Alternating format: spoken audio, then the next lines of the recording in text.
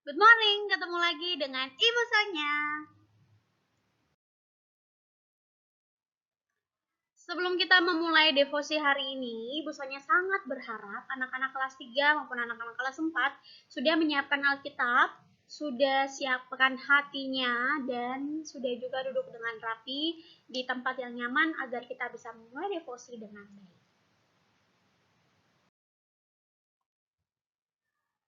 Nah, sebelum kita mulai devosi kita pagi hari ini, mari sama-sama kita berdoa terlebih dahulu ya. Silakan semuanya lipat tangan, tutup mata, dan duduk dengan rapi. Kita berdoa. Tuhan, terima kasih untuk pimpinan-Mu. Sekarang kami mau dengar firman Tuhan, Engkau yang berkati firman ini, sehingga bisa jadi pembelajaran bagi kami untuk semakin kenal dan belajar cinta Tuhan. Berkati setiap kami yang mendengar, berkati guru kami yang akan menyampaikan. Di dalam nama Tuhan Yesus Kristus kami berdoa. Amin. Nah, anak-anak, hari ini Ibu Sonya akan membawakan devosi dari kitab Bilangan 13 ya. Kitab Bilangan 13. Ibu Sonya harap anak-anak sudah membaca kitab ini di rumah karena sudah dituliskan di timeline Bilangan 13 sehingga anak-anak sudah bisa membaca terlebih dahulu sebelum mendengarkan video ini. Judulnya tentang ke-12 pengintai. Ini ayatnya banyak ya, ayat pertama sampai ayat yang ke-33. Ibu Sonya tidak akan bacakan lagi di video ini karena Ibu Sonya sekali lagi sudah berharap anak-anak sudah membacanya. Judul devosi kita tentang ketakutan yang selalu berlawanan dengan iman kita. Iman kepada siapa? Kepada Tuhan. Tapi Ibu Sonya akan bacakan ayat yang ke-13 sampai ayat yang ke-30 sampai 31 saja. Ya, semuanya sama-sama bisa juga buka lalu baca bersama-sama dengan Ibu ya. Ibu Sonya hitung 1 2 3. Kemudian Kaleb berusaha menenteramkan hati bangsa itu di hadapan Musa. Katanya, tidak, kita akan maju dan menduduki negeri itu, sebab kita pasti akan mengalahkannya. Tetapi orang-orang yang pergi ke sana bersama-sama dengan dia berkata, kita tidak dapat maju menyerang bangsa itu karena mereka lebih kuat daripada kita. Jadi seperti ada dua pendapat ya, pendapatnya Kaleb sama pendapat orang-orang yang pergi bersama-sama dengan Kaleb.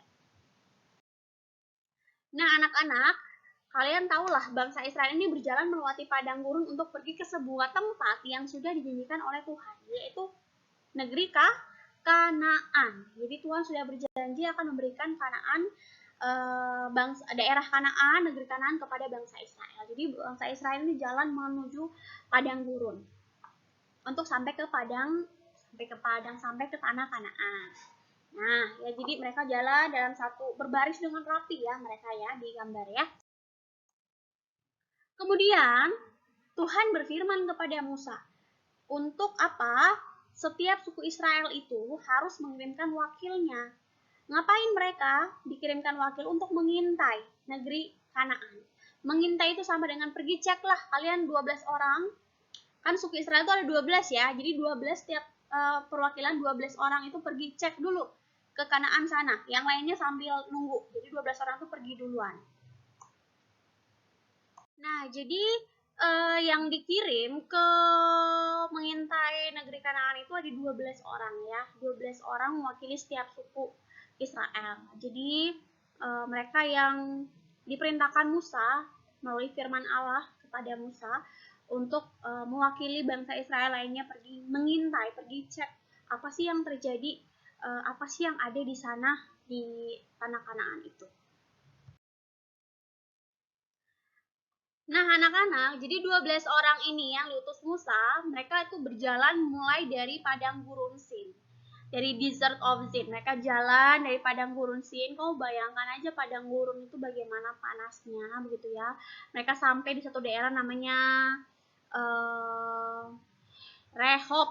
Lalu mereka jalan melalui daerah namanya Hamat, terus melalui tanah Negeb. Akhirnya mereka sampai di Hebron.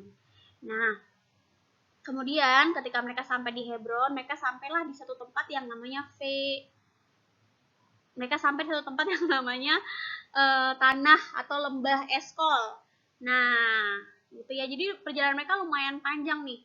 Tidak hanya di Desert of Zin sampai di Hebron, tapi mereka melalui beberapa tempat terlebih dahulu baru mereka sampai di Hebron.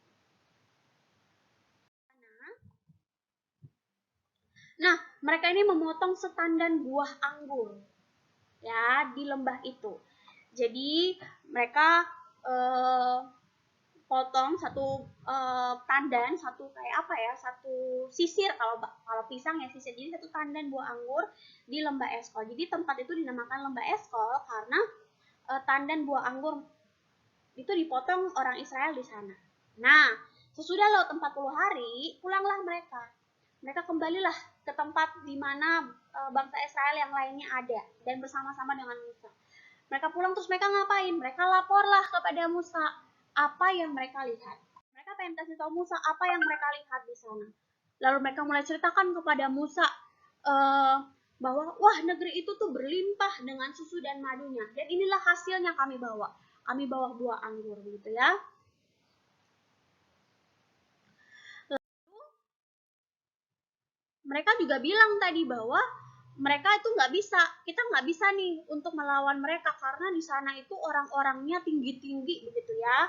Mereka bilang orangnya tinggi-tinggi, kita nggak bisa melawan mereka. Perawakan mereka sangat tinggi, kita nggak akan bisa maju dan menduduki negeri itu, ya, karena kita tidak akan mungkin bisa mengalahkan orang-orang di sana. Tetapi, ada juga yang bersama-sama dengan mereka, yaitu Kaleb dan Yosua, termasuk dalam orang-orang yang diutus untuk mengintai tadi. Sedangkan Kaleb dan Yosua bilang seperti ini, tidak, kita bisa kok maju menduduki negeri itu, sebab kita pasti bisa mengalahkan mereka. Gitu ya. Jadi ada dua pendapat ya, pendapatnya Kaleb dan Yosua yang katanya mereka bisa untuk maju berperang begitu ya, menduduki tanah Kanaan, tetapi sisanya 10 orang bilang mereka nggak akan bisa karena orang di sana tuh tinggi-tinggi, hebat-hebat, perawakan mereka tuh kayak raksasa. Jadi kita nggak akan bisa masuk untuk melawan orang-orang di tanah Kanaan. Mereka melihat di ayat yang ke-33, kami lihat di sana orang-orang raksasa. Orang yang berasal dari orang-orang raksasa. Kami lihat diri kami seperti belalang. Ya, demikian juga mungkin mereka lihat kami seperti belalang. Bagaimana kita bisa maju untuk menduduki tanah? Nah, ini Kaleb dan Yosua, gambar Kaleb dan Yosua membantah apa yang disampaikan oleh 10 orang lainnya. Yang tadi, Kaleb dan Yosua bilang kita bisa maju kok. Jadi, apa yang pengen Ibu Sonya sampaikan dari cerita ini? Yang pengen Ibu Sonya bilang adalah kadang-kadang iman dan akal budi itu harusnya berjalannya sama-sama. Gitu ya. Banyak orang menyangka kalau kita beriman, maka kita tidak perlu lagi gunakan akal budi, pikiran kita. Ya, asal kita beriman saja. Misalkan anak-anak merasa tidak perlu belajar lagi dengan rajin. Yang penting kita doa saja dengan sungguh-sungguh, maka kita akan ditolong sama Tuhan, hasil kita atau nilai kita bakal bagus. Nah, ini tentu tidak benar.